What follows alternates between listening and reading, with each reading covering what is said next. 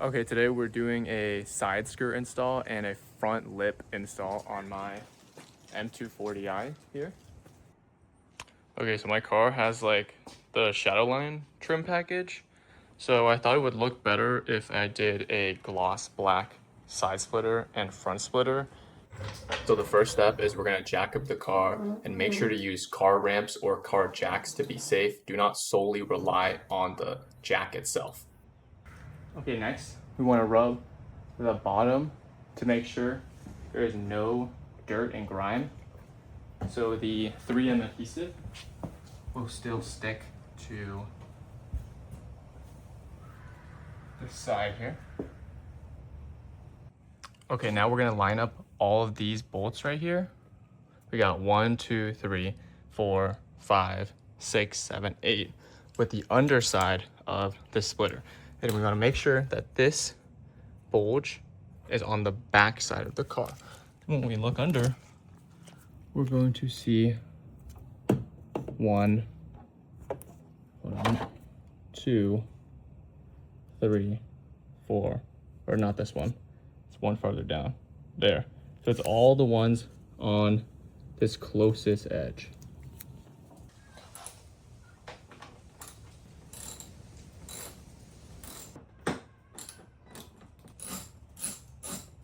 Okay, now that we're done taking off all the bolts, we're gonna wanna go back to this, and I probably should not have left this right below the car whenever I was unbolting these 6, because now I need to wipe down this entire surface to make sure it's clean, and then I'm gonna use the provided 3M tape to tape all around, just right on this.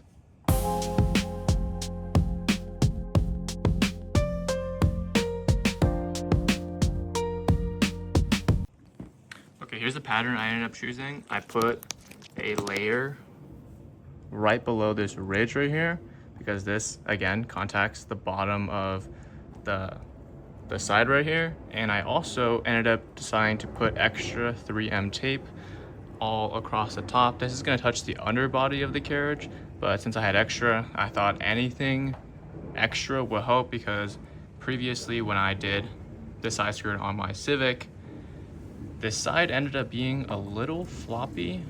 So I hope this will hold it up along with these OEM nuts.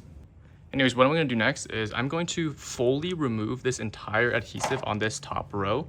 And then these bottom ones, I'm going to lift up just a little bit of it, so then I can still maneuver this around if need be. And then I'll pull it off once I have a few of the screws in. But make sure to not screw these in super tight, because then this will already be like fully pressed up against the side and you won't be able to peel this top layer off.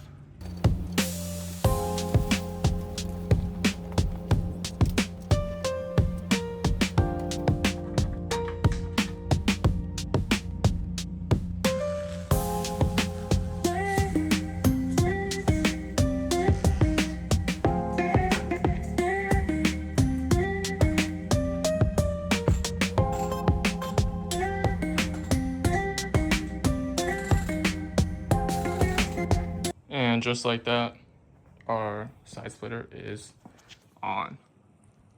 It's kind of like OEM plus. You can't really tell. And here's it from the side.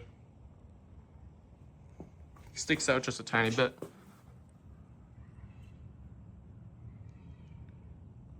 And just like that, the side skirt is installed on both sides. Okay, now onto the front splitter install. We need to get rid of this. It's like a rubber front bumper protector. Okay, and this is the front splitter. This one has these little like side aprons right here, and it comes in 3 pieces. So before we do anything, we are going to put some 3M tape on each of these. You can see, again, there's a little ledge, or like a valley, I should say, on each one of these pieces. A little valley, and that is where you're gonna put your 3M tape all along this, on this side as well, and all the way down to the end. And just like that, this is what it should look like. I made sure to not tape over any holes. You can see here, there's a hole right there on the tray, and same with this side right there. Okay, this is kind of self-explanatory, but we need to take all these bolts off right here that connect this rubber piece to the bumper. But why the fuck does BMW decide to use so many different size nuts? Like, this is a 10, but this is an 8. Like, why couldn't we just make everything the same? Okay, I unbolted all the bolts, and now we need to pull this off. It doesn't fall straight off. It has like clips under the bumper, and we need to pull it out and down. I think we may have encountered the first problem. This right here, these little like nuts, like these holes, don't line up correctly under the front bumper. Here, let me show you. Look how none of this fucking lines up to anything. So what I might do is I'll take this at 3M adhesive off first.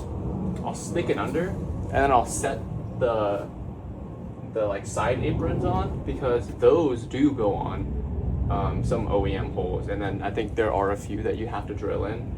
But I could set this so I could put the sides on, and then I'll decide if I want to drill this in or not.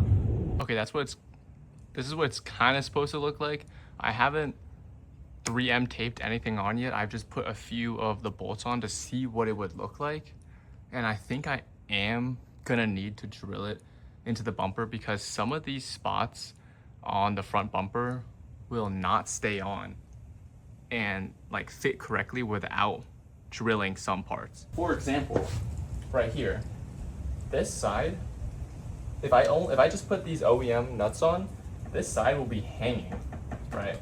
And then this won't sit flush onto this piece, onto this bumper piece. And same with this side.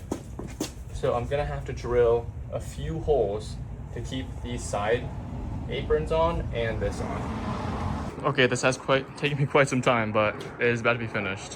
What I did is I ended up having to use this drill right here. It is a 9 9/64 drill bit. So I could drill a hole right here. All these gold screws right here is where I have drilled a hole into the bumper, and I've screwed this in. Now, genuinely, what is the point of the 3M tape? If you could literally, the 3M tape is not even touching the bumper. Like, no matter the amount of force I put up here, it still has a gap. So what was the point of the 3M tape on this middle piece? This middle piece is gonna end up like falling apart a million times from the amount of times it's gonna get scraped. But yeah, these left aprons right here are very easy to install. They just have these OEM, like, I don't even know what these are called, but they're like little buttons. It goes all the way down to the end right there.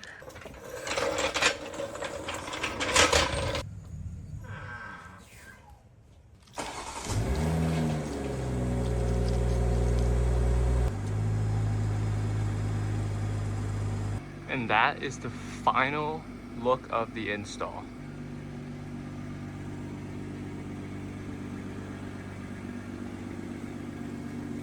So it's been a week and a half since the installation, and I kind of wanted to get more video footage of the side skirts and the front splitter from a distance and in a different setting, but I currently don't have my car anymore. As you can see, I'm in a completely different car. So my instrument cluster has stopped working. Like, every time I have to do a cold start in the morning and I leave my car out in really cold temperatures, and it's only the middle iDrive screen, while the right side for like infotainment still works and the heads-up display still works, and I can't use cruise control and all these other things that pretty much are attached to the iDrive. So I might make that another separate video, because I want it to be well documented in case anybody else has the same problems and what I did to fix it, or however the dealership decides to fix it. I dropped my car off not a week ago, but almost a week ago, and I haven't heard anything back yet. So we'll see, I guess, sometime soon, I hope. So yeah, thanks for watching and sticking around. Peace.